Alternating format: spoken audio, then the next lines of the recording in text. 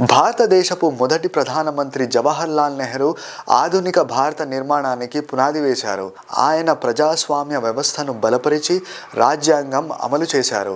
5 సంవత్సరాల ప్రణాళికల ద్వారా పరిశ్రమలు, విద్యుత్ ప్రాజెక్టులు, ఉక్కు కర్మాగారాలు వంటి భారీ అభివృద్ధి కార్యక్రమాలు ప్రారంభించారు. ఐఐటీలు, ఐఐఎంలు వంటి ప్రముఖ విద్యా సంస్థలను స్థాపించి విజ్ఞాన శాస్త్రం, సాంకేతికతకు ప్రాధాన్యమిచ్చారు. విదేశాంగంలో నాన్ అలైన్డ్ మూవ్మెంట్ కు నాంది పలికి శాంతి సహజీవన సూత్రాలను ప్రోత్సహించారు. నెహ్రూ గారు సెక్యులరిజం, ఈక్వాలిటీ మరియు నేషనల్ యూనిటీ కోసం కృషి చేశారు.